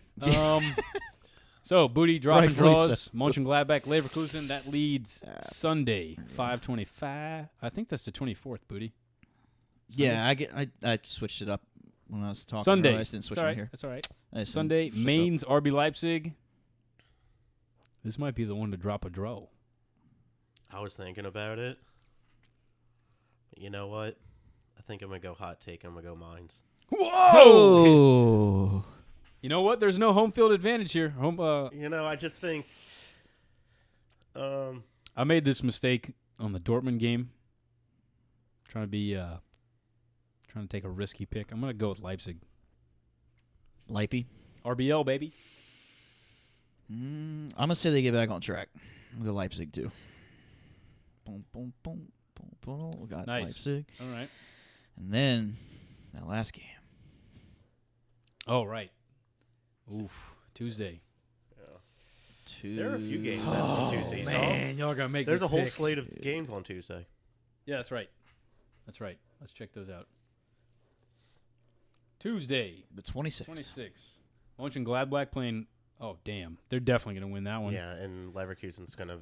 So Interesting. Leverkusen and. Oh. Whoever wins that game this weekend is going to overtake third, possibly second, depending on the result of this game. Spots on the line. Well, you know what? That Mönchengladbach Leverkusen game this weekend is going to be very fun to watch. It's a lot on. Yeah. That's the game of the weekend. Fired up. Dortmund Bayern. Russ, I'm passing to you. Let me think about this. Damn, he's thinking. So I haven't seen this kind of unity as a team from Dortmund in a while. And I think for the longest time, they didn't believe that they were the best team. I don't think they fully believed that they were the best team in Bundesliga. Interesting. I think now they do. And I think the arrival of Emre Can, even though he just got there in January, I think he's had a major influence on the team with Axel Witsel. They kind of play good cop, bad cop in that midfield. Yeah, it's a great partnership. And then with just the confidence that Sancho, Gio Reyna, and Haaland bring in as the youth, they don't care about Bayern's success right now, or their recent success over the past 8 years, because they weren't there. So I'm going to go Dortmund, and I'm going to go Dortmund with a 4-3. Oh, I think it's, yeah. All right. Okay. Got Dortmund. Ocho, you still I need just time? I just thought of my pick here, and I recently saw an interview with Haaland, and he reminded me of a young Zlatan. That's his hero. That's his idol. So with that being said, me being a huge Zlatan fan, I've been giving Haaland a lot of flack. I've been talking a lot of shit about him. I think this is the game where he proves himself. Nuts up or shuts up. And I'm wearing a Dortmund jersey. I got a Dortmund jersey on right now. It'd be foolish to just say Bayern while I'm wearing the jersey. Dortmund. I give the patch a slap. We'll go Dortmund. Tell you. Okay. All right. We got two Dorties. Should I be the asshole or the grasshole? Yes. New word. Grasshole. You fucking grasshole. Mother, father. Cheese and rice. What's the French toast? The one thing I'm gonna say that, I want to see if Dortmund has Can and Witsel and Sancho back this weekend. Like, do you let them play and kind of gel for a game before this one? Subs. Or do you hold them out? Subs? I think you can hold them out. Their first game together, they played really well when Can came in. If they just naturally fit. I tell you what, they've had plenty of time to practice. Yeah. And if that happens, then I'll go Dortmund. Yeah. I would like to see them play a little bit, gel a little bit for at least one game. If they're just jumping into it, Bayern. Well, that's another part of this matchup. I mean, you have Can and Witsel versus Kimmich and Thiago. Oh. Ouch. Love it. That's Love ridiculous. That's a double pivot matchup, man. Matchups. So where's the weakness? It's gonna be Dortmund center backs. Hummels is gonna be fine, but who are the other center backs? Piszczek? Yeesh. He's gonna get exploited. Yeesh. I'm second guessing that pick, but I think Haaland will bring him home. Yeah, that's why I think it's going to be. Fuck, are they gonna do a back four? No. Dortmund's got a back three. Bayern's got a back four. But the way that they attack with their backs, the way they attack with their backs. Boateng will be hanging out with Lewandowski. So. Now, the double pivot for Dortmund is going to be vital to their defense, just as much as the double pivot. Starting lineup real quick. The double pivot for Bayern, we know, is solid. So, I'm trying to think about where the weakness is. It's going to be in the back lines. Bundesliga 2, that's not what we're looking for. It's going to be really strange. That back line, it's Dahoud, right? Isn't that his name? He played in the midfield, so you have Piszczek, Akanji. Akanji can do fairly well. He looked okay. Yeah, he has his moments. Hummels will be fine. Russ, hear me out. You got Guerrero. You got Hakimi. Yeah. Play a back four. Why would you? I mean, okay, we played Schalke. Schalke's not that good. Okay, they're a mid-table team, right? Would play sixth place. They're okay. I think you have the ability to press high on them because you're going to have a player like McKinney, inexperienced, who might turn the ball over, might be out of position. If you press high on a team like Bayern with Kimmich and Thiago, those two are not losing the ball. You are going to get punished if you push high. I think it would benefit Dortmund to go with a flat four, kind of like what Bayern does. Flat 4-4-2-3-1. You can still run with these three, and maybe actually put Sancho on the right. I'd put Hazard or Brandt. It's gonna be Brandt. Not on the left wing. Gioreno. Someone like that. Starting? Possibly. No. Just hear me out. Brandt in the center attacking mid for sure. Haaland up top. It's that left wing is the thing that you need because you've got Can and Witsel. Right. That's your solid CDMs. It's going to be whoever's that left wing. Maybe you bring Hakimi on the left and put in another right back. Maybe Piszczek's your right back. I don't know. But this 3 back, that's where they're going to get exploited. If Bayern scores quickly, they're going to have to change. So you might as well start and just play. Because that's the thing. You have to win this game. Yeah. So do you go balls to the wall, let's get goals? Or do you play conservative and hope you get one in late with Haaland? Because Haaland can do it. Give him an opportunity in front of the net, he'll put it in. I think there's too much. I mean, this is where there's lots of questions as a coach. Is Favre capable of making the right decision? Don't get me started. That's what it's going to come down to, man. And that's why I'm nervous. I already know this. Yeah, we're going to rewind this back and just be like, Russ, who do you think? Crickets. Yeah, if they do the 3-man back, and I mean, I'm going to sound like a broken record again. You can have Piszczek on Davies. Oh, and fuck! You forget about that. That's what I'm saying. So if they run, can Hakimi drop in fast enough to cover?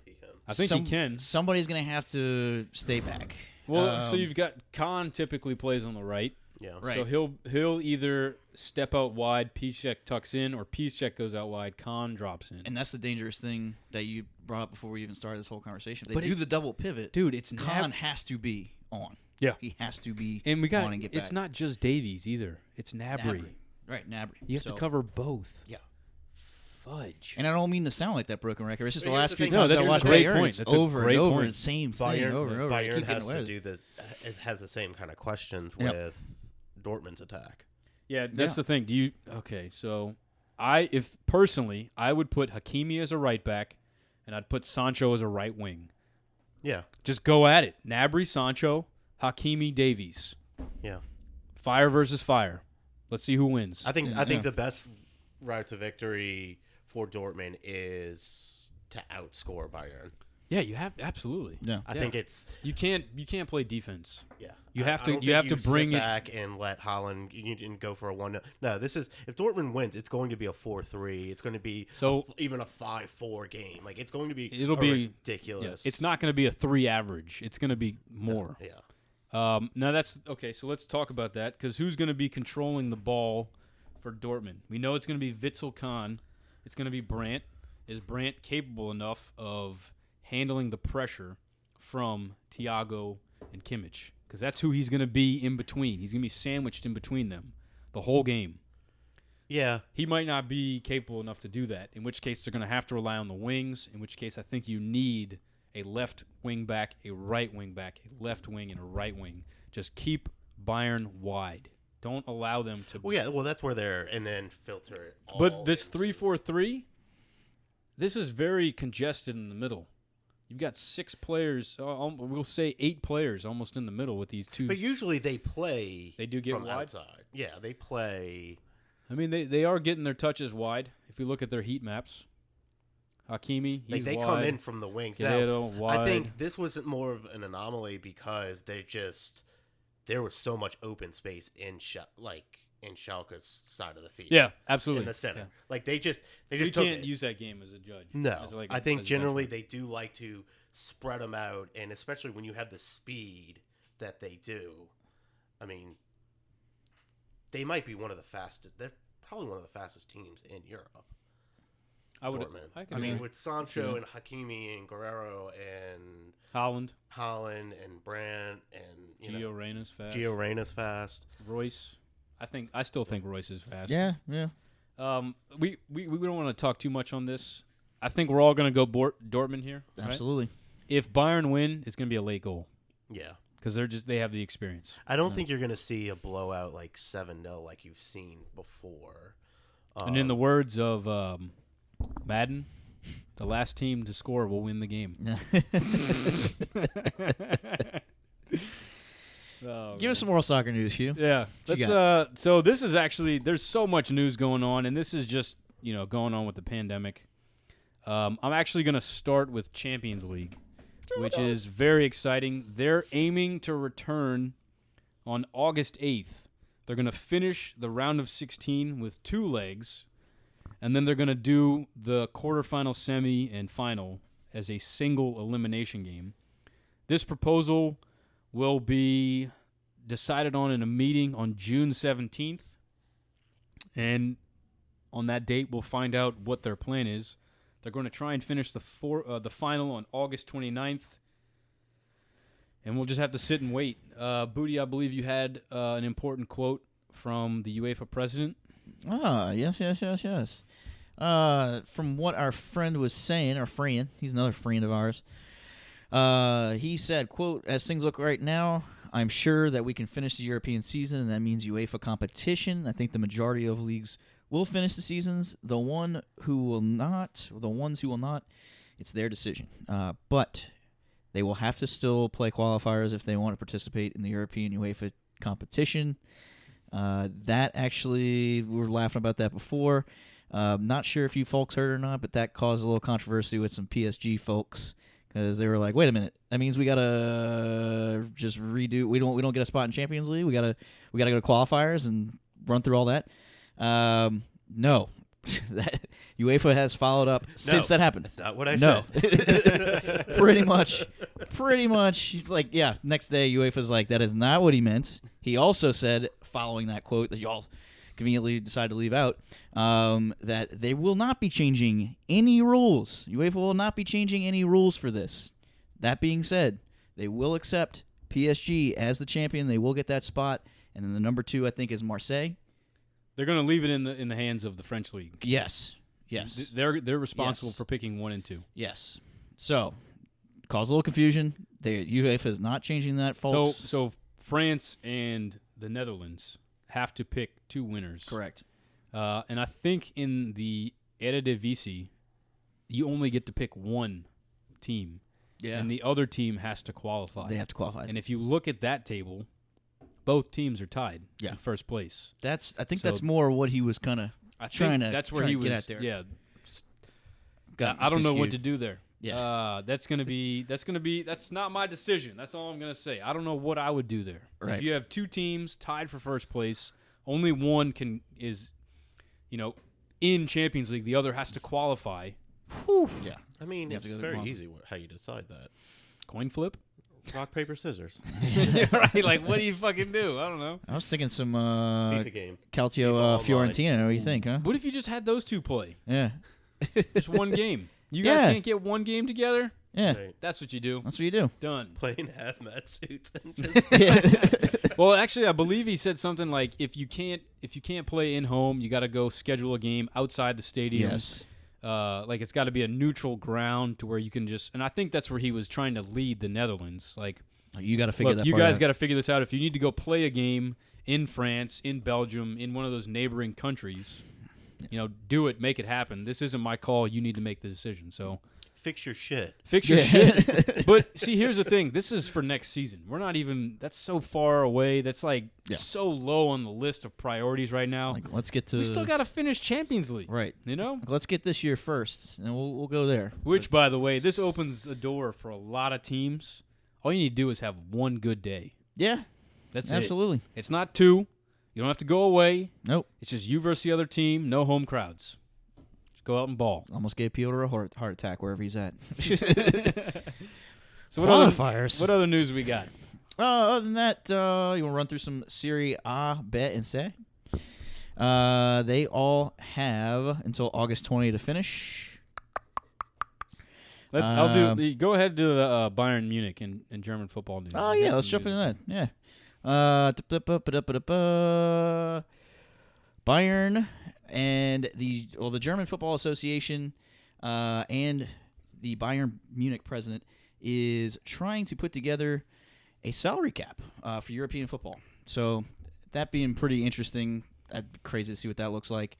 Obviously, as of right now, Bayern Munich and the president and German Football Association president, they are trying to introduce the salary cap via some sort of proposal, some sort of agreement they're going to write up and actually submit it to UEFA and see what happens. We're not further than that right now, folks, so don't get too crazy about it yet. It's just something that's being brought up. The whole reason it is being brought up, obviously, the German Football Association president, Mr. Fritz Keller, I love his name's Fritz, didn't expect that. He actually just criticized the whole thing. He said that, absurd salaries, absurd transfer fees, we've seen them throughout the years, obviously, folks, if you've been following soccer the way we do. Yeah, man. Or if you don't, you probably heard how absurd it is without even following. Hundreds it is. of millions of dollars. But, can I just point out one thing? Go ahead. He wants to criticize the absurd transfer fees that Bundesliga teams have been benefiting off of because that's they sell really from. good point. So are you going to kill your own league? Yeah. I think it's misplaced. I think European football, what makes it so great is the lack of a salary cap. So I think he's just trying to stir some mess up. And I don't really understand what he's trying to do. It's coming from the pandemic. These clubs are having to pay the salaries of these players.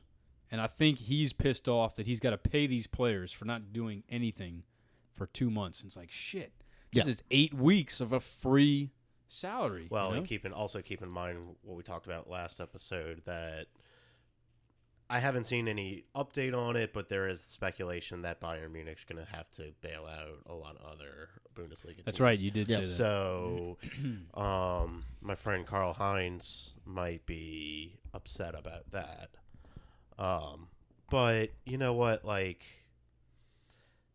would say when you're a top team like that, if you're a Bayern Munich, if you're a PSG, if you're Real Madrid, if you're a top team, they're going to be fine.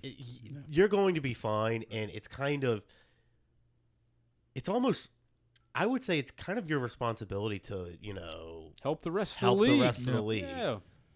Yeah, because without them, you're not going to have a league. Right. You need 20 teams. If half of the league can't afford anything, then you're not going to be able to play. Therefore, you're not going to make money because you can't play your games. Yeah, it's a domino effect, all the way down to the 20th place team. Yeah, I don't see a way around this, and I don't think things are a mess. It's enough of a mess right now. Yeah. Let's not create more of a mess. Yeah. So, moving on, this was the latest news from Germany. They've been back in the league. I'm going to skip over to Italy.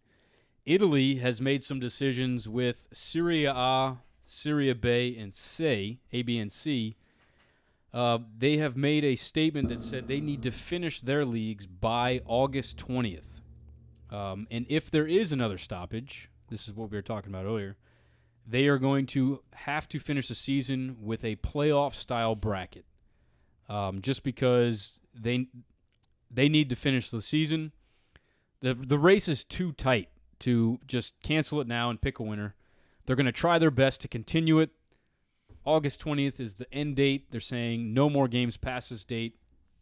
Coppa Italia will be ending August 31st. So Italy, shockingly enough, are really trying to push to get their league back in play, which is really interesting because they were hit the hardest.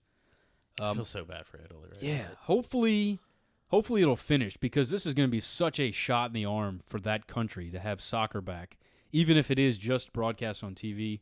And you would hate to see a team like Lazio have to get pushed into a playoff bracket and just happen to have a bad day and lose because they're in second place right now by 1 point, I believe. Yeah. I feel like they deserve it. They deserve to play the season out in full to see how they can Is there a speculation of them finishing this season maybe in another country? Interesting. I don't know. That would be a good idea. They've also released the date for the 2020-2021 season, which will start September 1st. So they have already mapped out everything, saying, okay, if there's another stoppage, we're doing a playoff. We just got to finish the season, and then we'll start it back up September 1st. So, at least thinking about all angles, though. So yeah, you have to. You got to be prepared. Yeah. So what's the latest news over in England, Booty? In England, where my England's at? EPL. EPL, baby.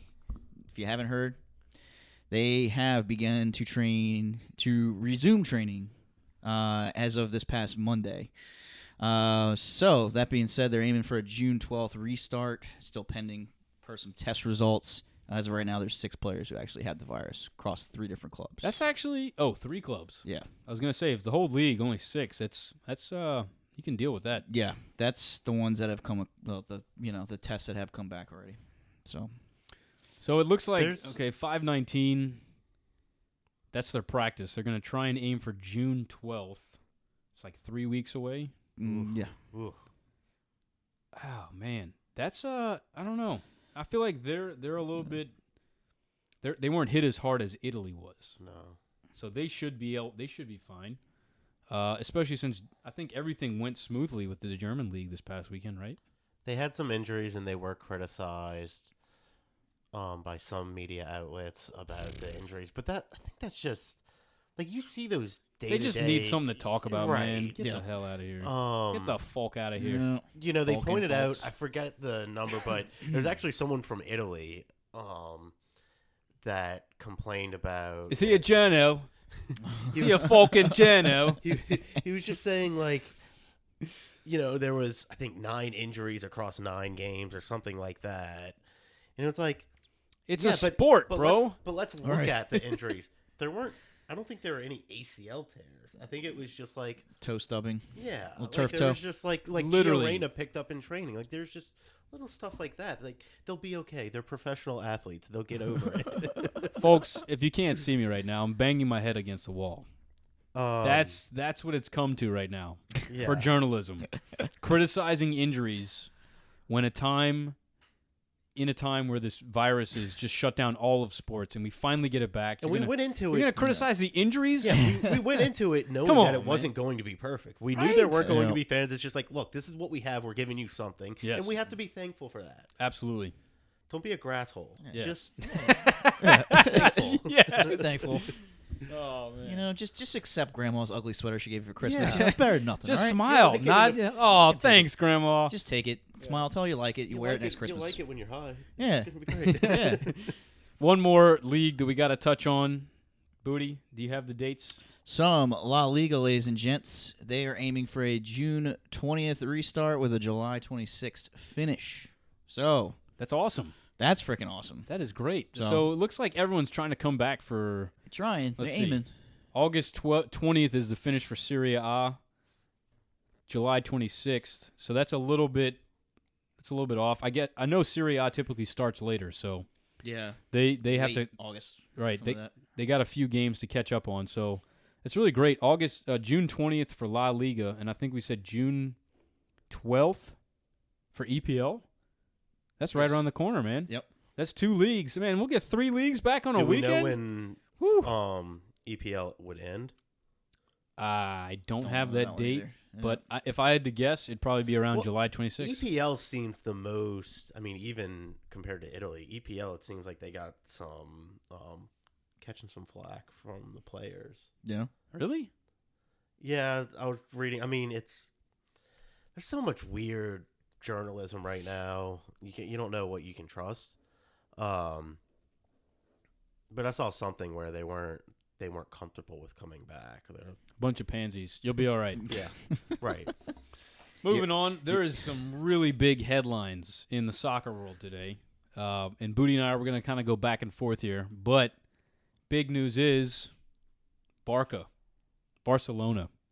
FC Barcelona. Yard sale has officially put everyone on their team on the transfer block except for Messi, De Jong, and Ter Stegen. What are y'all's thoughts on this? Barca being Barca.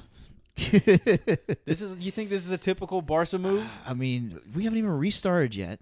You tied with Napoli. Like, damn. You tied with Napoli right now in Champions League. Fuck, that's a great point. Like, what is the problem? Yeah, why are you doing this now? What's going on? It's exactly like the Last Dance documentary where Jerry Krause says before the season starts, "Oh, I'm not bringing your team back next year." They're like, Michael Jordan's like, "Why would you say that now?" Yeah, what are you doing? Can you let it play out first? You know what he's doing is they're so dramatic. They're telling the world. They're being dramatic, but they're telling the world, "Hey, we need money. We need money now."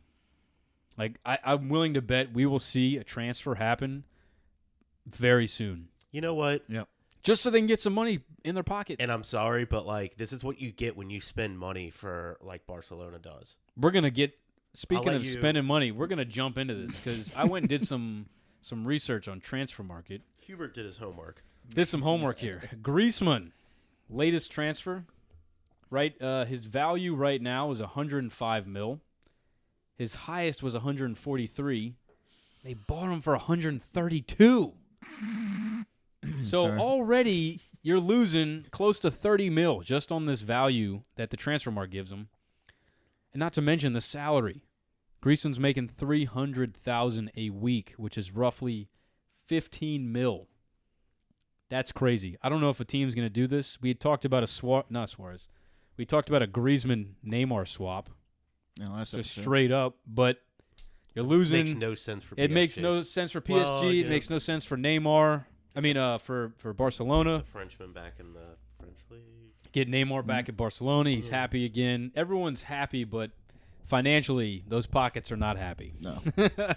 Just a lot of money being spent that all of a sudden just gets wasted. Poof. It's gone. Bunch of poofs. Poofing their money away. We should just have a little segment, see how much money they do lose after this is all said and done. Just have a little segment. That would be awesome. Barca in the toilet. It was flushed. There goes money. Flush. Yeah, gone. So just to go and do a few more players, Suarez's value has dropped from a 57 to 30 mil. They bought him for 89 mil. PK. They got their money worth out. 100%. Yeah, Champions League. We'll give them credit on that one. Yeah, that's a good move. If they sold him for 30, I don't think they'd be mad. No. And that's people want him. He's old. They got 60 million worth. Dude. Yeah. 100%. That's well said. They got their money's worth. PK, they got from this was interesting. They got from Man U 2008 5.5 mil. That's amazing. How many Champions Leagues has he won with Barcelona? His latest rating is 22. His highest was 55 mil in March of 2018. So either way, they made off like a bandit with PK. I guarantee he is gone. I guarantee it. You heard it here first. PK is being sold. No doubt in my mind he's being sold. Next big one. Russ can talk to Morris about this one. It's a fun one. Dembele bought for 137 mil in 2017. His current value is 61 mil. Yikes. Hate to see it. Yikes. They are easily. There's another one. He will be sold just because they need the money. And people want him. He is young. He's talented. He's going to be sold. Russ, Booty, thoughts, anything. Dembele. Dembele. I feel like I haven't even seen him play. We haven't. Like, we haven't. He's just disappeared. I've seen him like 2 games. You know why? You know why you haven't seen him play? God, tell me. You know why? Tell me. Because he had a good half season at Dortmund. Mm-hmm. Thought he was too cool for Dortmund. Refused to play another game for them. Rode the bench, and Dortmund was like, "Okay, well, we'll sell you to Barcelona for 130. What was it, 137 million? Yep. We'll sell you to 100." And he got there, and he rode the bench again. Makes sense because Barca likes to just buy the cool kids. Right. And that's it. At the time Dembele was bought, his value was 36 mil. Almost 4 times his value there. Wow. That's insane. And guess what? His value has halved. Do you think that Dortmund just snuck in a 1 on that contract? Yeah, Bayern. And Barca just didn't notice. No, we talked about they had the Neymar money. Yeah. They had the fucking Neymar money. They could do whatever they wanted. Like, 100 mil? Ugh. Dorman's like, mo zeros, mo commas, hoes. Come on. So that one, I could see them selling at a loss just because they need money. They need money. You think they sold it? They sold it to him as the next Neymar. Yes. That's probably absolutely. how the meeting went. You're going to be the next Neymar for us. Yeah, all right. Next on the list, Rakitic. Highest value was 77 mil in October 2018. He is now valued at 22 mil. He was bought for 20 mil in 2014 from Sevilla. Money well spent? I think that, Yes. that's Absolutely, one. right? Yeah. Absolutely. I have a hard time seeing them sell Rakitic right now, though. Oh, there's rumors. Yeah. There's rumors. There was Okay. rumors last year, weren't there? Well, the beginning of this year, the new coach didn't really like him, and he sat the bench a lot. Yep. So I don't think he's new happy. coaches and beefing with, like... Just, it happens. Yeah, I Some guess so. coaches like certain players. Another player that has not been seen a lot of time is Arthur, the Brazilian, who was bought from Grêmio, 34 mil. His highest value was 77 mil in June of 2019, currently valued at 61. He's not going anywhere. He's too valuable. He's young. He's got all this potential. He's got the Brazilian market. He's not going anywhere. Y'all agree, disagree? I heard a rumor that the last two gents you're talking about, Rakitic and Arthur now. So apparently Pjanic wants to move from Juve. Whoa. He's already said he wants to go to Barca, and they've been talking and all that fun stuff. The rumor was that Barca offered Rakitic, but Juve wants Arthur. So they said no on Arthur. So, I'm telling you, I can see Arthur staying there. Yep. So there you go. Actually, this is just sparking a thought. Just a quick side note. In one of my trips to Brazil, the oldest brother of the family I stay with, he's from Sao Paulo. Mm-hmm. He's got a whole bunch of connections out there. I was telling him about my dream to create a bridge from New Orleans to Brazil to try and bring in players, and how I just, I'm a coach and all this. He's like, "Oh, dude, one of my friends is like a football manager, a soccer manager, and he was with this player, and he's not really big into soccer. He's like, he's helping this player from like Brazil, I think to get to Barcelona." And I'm like, "You talking about Arthur?" He's like, hold on, hold on. Let me think about this. And I like pulled up Arthur's Instagram and showed him, like, this guy? He's like, "I think so." And he pulls up his buddy's Instagram, and he was like, is that him?" And sure enough, it was his buddy with his arm around Arthur. And he was like, "Yeah, if you want his number, here you go." And he just forwarded me his number. So I've got this guy's number. I've been too afraid. No, not Arthur. Okay. Arthur's manager. I was gonna say, what? You haven't But called him yet? I've been following this guy on Instagram. He's an agent for Arthur. He's an agent for Everton. Uh-huh. Suarez, the latest Brazilian to like jump on the map during Copa America. Uh-huh. Douglas Costa, Okay. Fernandinho. So he's got some clout over there. He's got a photo with him and Pep, Chilling. like arm in arm. I've been so afraid to text this What guy. do you tell? Like, yeah, what do you... Oh, the brother was like, "Hey, reach out to him and see if you can like help him or work for him somewhere in Sao Paulo." And I'm like, I don't know what I would I need say. you to start Like, that conversation. what do I tell the guy that makes him think I would be useful? Right. Like I can need you to barely. tell me up. My Portuguese is average. Listen, here's what you do. Here's what you do. Yeah. He's got a plan. Take a picture of your career mode on FIFA. Whoa. and Send that to him. No caption. Yep. Just I'm gonna pass on that idea. just send it to him. See this work I've been doing? No.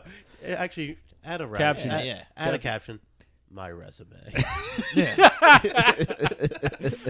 Oh man, we'll see, man. When I'm ready, I'll send the guy a message. When do I start? All I have to do is name drop. If I name drop, be like, "Yo, I'm really cool with blah blah blah." I won't say names, but anyway, Arturo Melo, he's staying in Barcelona, 100%.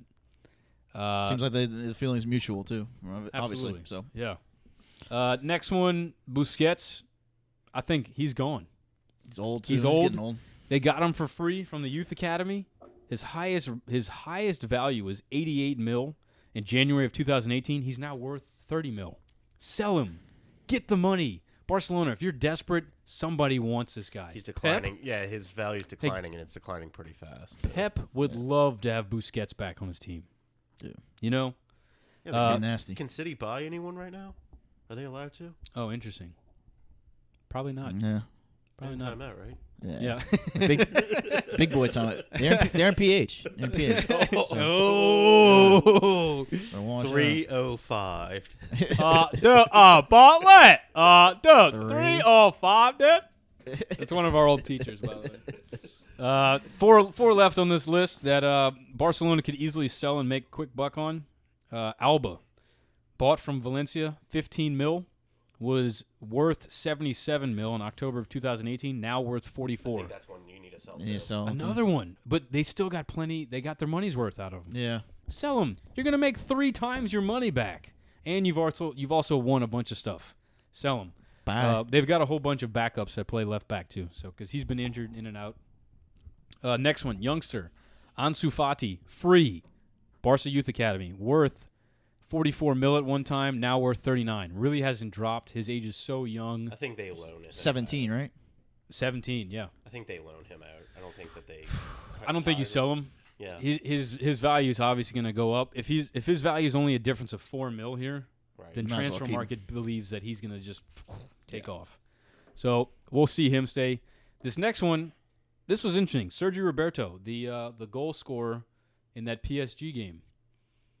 Got him for the free from the Youth Academy. He was worth 66 mil in March of 2019. He's now worth 44 mil. I'd keep him. How old is he? Young. I don't know his age, but he's young. I mean, he's young. He's a youngster. Was he starting for them consistently before the PSG game? I wouldn't say consistent starter, but he's a consistent player on the field. When he's gotten into the games, he's done pretty well. Yeah, and I feel like he was a sub for. I feel like he was a. Oh, he's 28. I was wrong. I'd still keep him. Just because he has that ability. I'd dangle him out there. You dangle? Dangle him. All right. See what you get. Is Real See what you Madrid can having this kind of meltdown too? No. No. Dude, they've got all those Falcon players there. Look. They don't need anybody. This is coming from a Dortmund fan. Who did they sell, though? This is kind of embarrassing. Oh, you know if what? you're- Bale. I bet you Bale is weighing heavy on him. Bale's been weighing heavy on them for. But especially now. Zidane hasn't slept in like 4 years because of Gareth Bale. Let's be real. Just dreams of Bale playing golf. Why does he keep playing golf? Him and his stupid hair. I wish I had that hair. The frost tips. Last one. Let me get through this. Langley, now worth 52 mil. He was 66 in June of 19. They bought him for 39 mil. I think you need to keep him. He's a center back. If they sell PK, they need someone to stay there. So I think they keep him. Barcelona, though, have tons of options here to sell players. I've given my opinions here. They've got, like I said, they've got plenty of opportunities. It's just a matter of what they want to do. How desperate are they? So Yeah, I think a few of them you just dangle them out there and see if PSG comes they're all knocking. dangled out there right now. Yeah, see what they get. They're all dangling out there. Yeah. Here's my cards. You Yep. can. Which one do you want? Right? How much more do you want to pay us than what he's worth? Man, If that happens 1 or 2 times, then I would say nobody's safe on this list. Then nope. you might as well just go ahead and say let's see what you get. The price, Russ and I used to talk about this all the time. I personally believe there's 2 people, on planet Earth that I don't care what the price is, you don't sell them. We know who those are. Everybody else, you got a price. We saw what happened to Real Madrid. Yeah, Collapse. So Implosion. They're just starting to get back. yep. So Oh, by the way, they We'll lost see. to Man City and they're down, heading into leg 2. Barca, meanwhile, is even with Napoli and just having a fucking hissy fit over here, Falcon hissy fit. So That's just embarrassing. But you know what? Barcelona? Yeah. Napoli? What? No, not that. No, Oh. the Barcelona meltdown, Oh, yeah. meltdown. Like Which they It's the Griezmann transfer. yeah, kind of Falcon. It's the Griezmann we transfer. said it at the time. It made no sense. It made no sense. I agree. And we were talking to Piotr. He said that Griezmann wanted out of Atletico but wanted to stay in Spain. And Barcelona is the only option. No, I get Atletico made out in that. You know, like bandits. Yeah. I Griezmann. was about to That's what you get. Yeah, I was gonna say. I mean, wait a minute. Okay, so I won out of the second most expensive team. So, but I want to stay here. So I want to go somewhere. Just say it. Barca. Just say it. You have to question his intelligence on this one. You really do. He was, he was peaking too. I mean, peaking right after the World Cup and all that fun stuff. And guess who just showed their true colors in Champions League? Atletico Madrid. Yeah, knocking out last year's champs. Yep.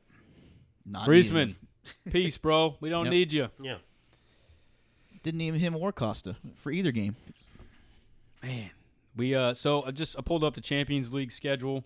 There are 4 games left. Juve, Lyon, Man City, Real Madrid, Bayern, Chelsea. That one's over. Barcelona, Napoli. That's anyone's game right there. Going to Barcelona. Doesn't matter. Oh yeah, right. Doesn't right. matter. I mean, technically, as far as it is, they but already sank their own ship because what does that say to the whole team if they're like, oh, y'all could all be gone? yeah. This goes Why back. do they want to play? Why do they want to play for Barcelona if they're like, they don't want me?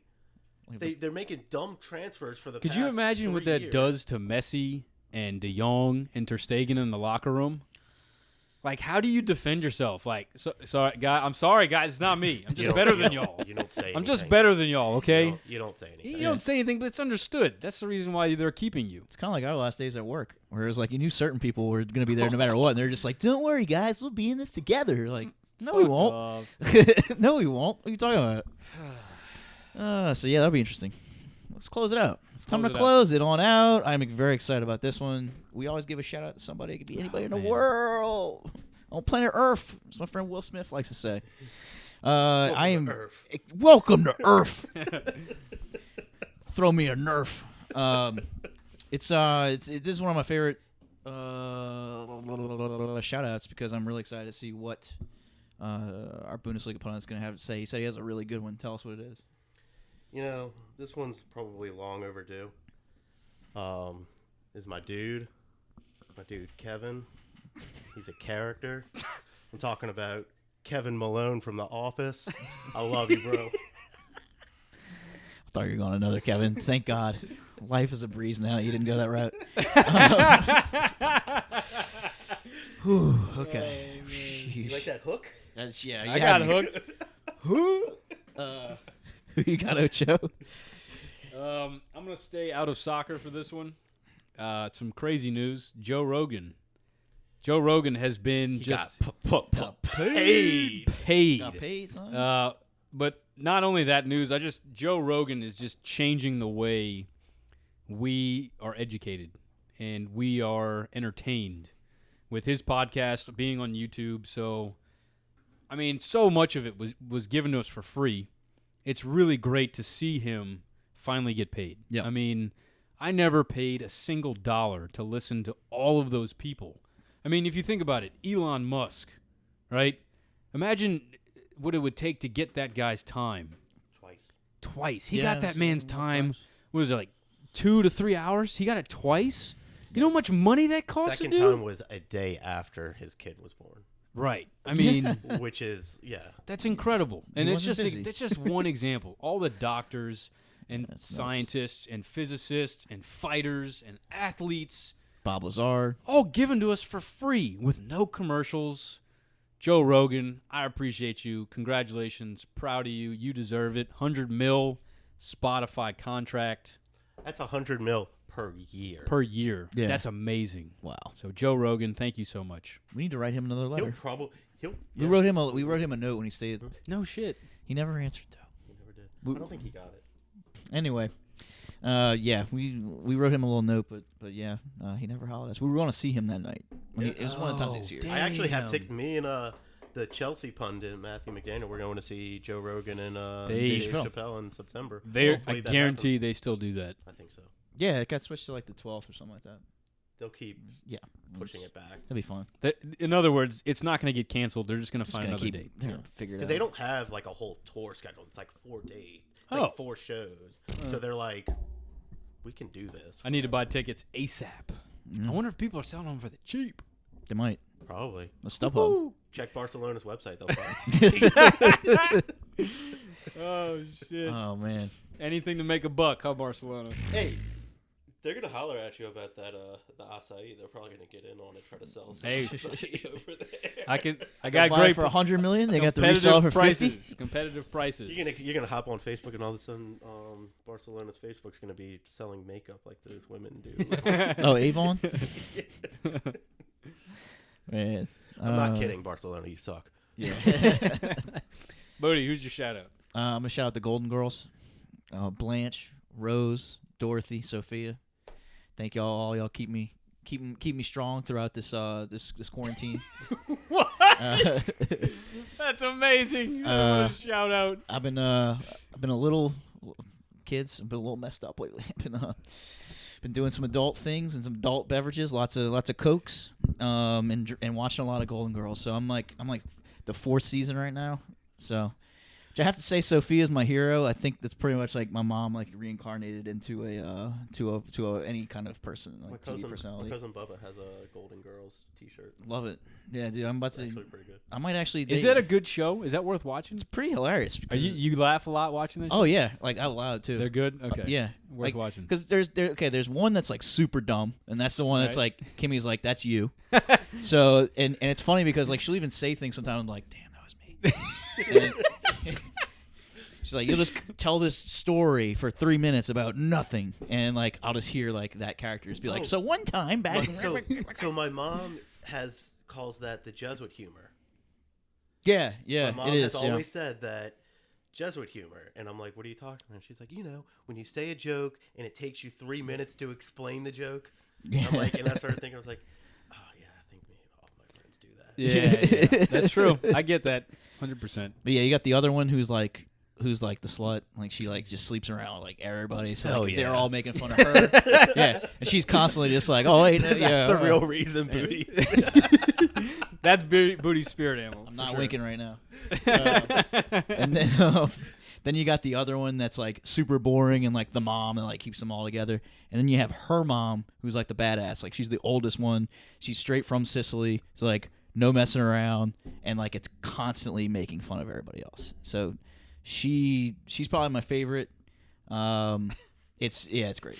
It's a great I'm time. honestly, I didn't expect a Golden Girl shout out, but I love it. We got Kevin Malone and Golden Girls and Joe Rogan. Joe Rogan. I figured I'd keep it non-soccer. There you go. Yeah, why not? Cool.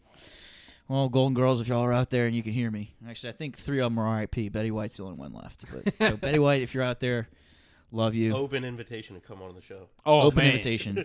Should be phenomenal. We should actually try and make that happen. Make Betty White come on? Yeah. I don't know much soccer.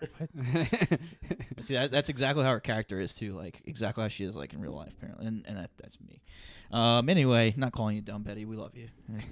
Your character's dumb. We want to thank Russ, of course. Thank you, Russ. Thank you for being here. It's a pleasure. We always love you tuning in with us and sharing your Bundesliga fetish, your Bundesliga footy fetish. We love that. Keep it coming. We'll keep you coming. Public service announcement. Be sure to follow us on Facebook, Insta, Twitter for the twatters. We're at Footy Fetish Show. Shoot. If you got anything else for me, Ocho? Thanks for flying. Thanks for flying with us. Thank you to our soldiers of the Footy Fetish Army for holding it down out there for us and preaching the gospel according to the Footy Fetish. The balls and the feet. Thank you guys. Footy Fetish Airline. But the fetish is real, and the footy is soccer.